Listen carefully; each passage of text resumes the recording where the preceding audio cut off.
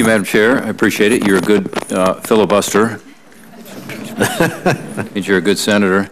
And thank you, Dr. Moniz, for your time today and for having the ability to join me yesterday to have some good discussions about many of these issues. I appreciate what you said earlier in response to Senator Udall on the small nuclear modular reactors. As you know, the SMR program is very important to our state, and I think it's critical to our energy future. And in terms of low carbon future, certainly nuclear power needs to play a role. And so I'm not going to ask you more questions about it, because I thought you answered the question appropriately to say that you do support the deployment and moving forward with the understanding that we need to look at the cost side. You also talked about fracking and horizontal drilling today. I was here for part of your testimony on that, as well as your response to some questions. And as you know, it's critically important to our state. You and I talked about the importance for our energy future, but also for our economy, and specifically the renaissance of manufacturing, or at least the potential for it if we don't screw it up.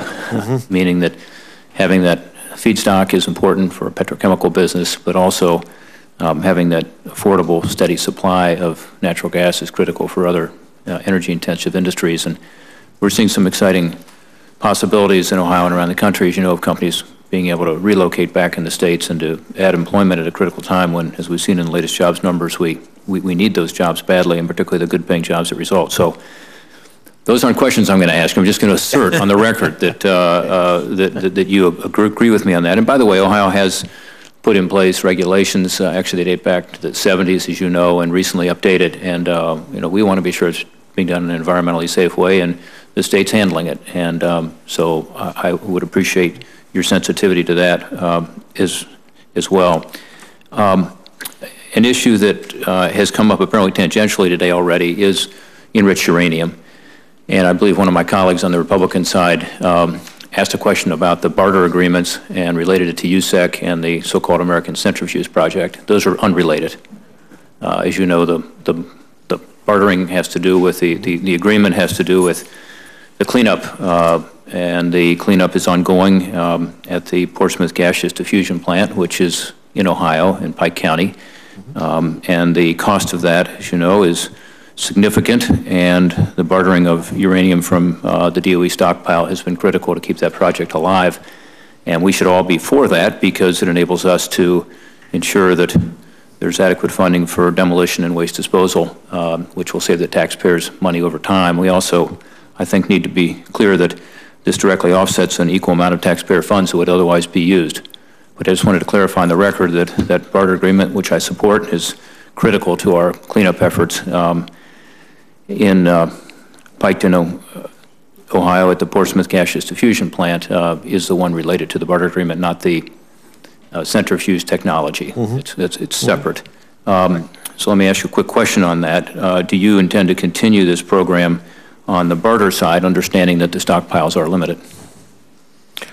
Yeah, I believe there's an agreement in place that already has the forward limits, at least on bartering, and I think that's part of the overall uranium strategy and the cleanup strategy and our ability to pay for it.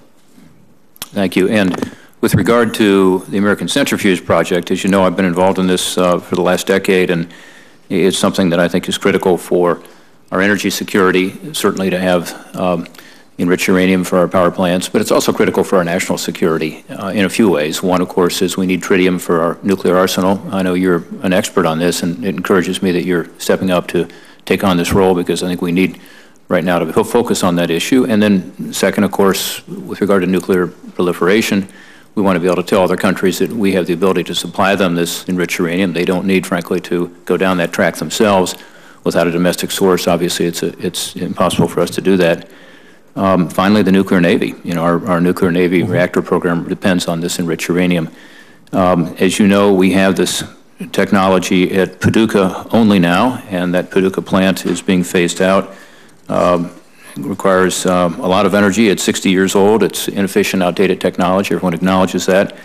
So if I could ask you a couple questions. One, do you agree with Secretary Chu, testified on this, as did Assistant Secretary Peter Lyons, that the United States must have technology for a fully domestic source of enriched uranium to support our nuclear weapons program and then the Navy nuclear reactor program? Yes, sir. It's a requirement that we have an American origin technology for enrichment. Do you agree that international agreements, including treaties, prevent us from purchasing enriched uranium from foreign-owned companies for military purposes? That is certainly my understanding, yes. Yeah. So, again, I appreciate your interest and involvement. I know you've visited the plant before, and as I told you yesterday, extend an invitation for you to visit again. There are about 120 centrifuges in place. They're moving forward with the RD&D program, which has been supported by DOE.